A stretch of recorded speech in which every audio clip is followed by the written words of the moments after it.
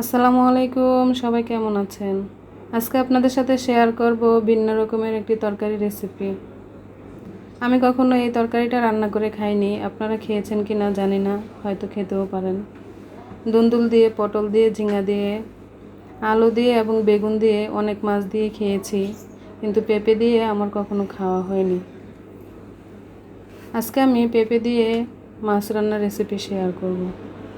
প্রথমে প্যানে half cup তেল গরম করে নিয়েছি, দিয়ে দিয়েছি হাফ কাপ পেঁয়াজ কুচি, 1 চা চামচ আদা রসুন বাটা, 1 চা চামচ হলুদ গুঁড়া, 1 চা চামচ মরিচ গুঁড়া, 1 চা চামচ ধনিয়া গুঁড়া।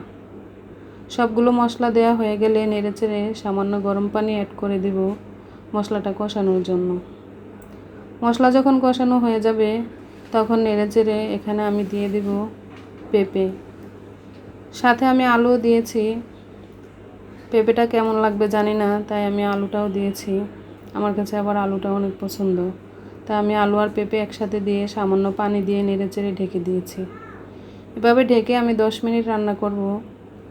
যখন তরকারি কষানো হয়ে যাবে, এক্সট্রা পানিটা শুকিয়ে যাবে, তখন এখানে আমি আবারও গরম পানি অ্যাড করে দেব।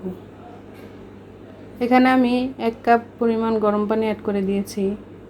মাছগুলো আগে থেকে ভেজে রেখেছিলাম, মাছগুলো দিয়ে একটু নেড়েচেড়ে ঢাকনা দিয়ে দিব। এখানে আমি কয়েকটি কাঁচামরিচ কাটা ইউজ করেছি। ঢাকনাটা দিয়ে আমি 10 থেকে 15 মিনিট অপেক্ষা করব। ঝোলটা যখন ঘন হয়ে আসবে তখন ধনিয়া পাতা দিয়ে দিব। তারপরে আরও 2-3 মিনিট ঢেকে অপেক্ষা করব। 2-3 মিনিট পর তরকারিটা সম্পূর্ণ হয়ে যাবে। সম্পূর্ণ তরকারি হয়ে গেলে এখানে আমি নামিয়ে পরিবেশন করব।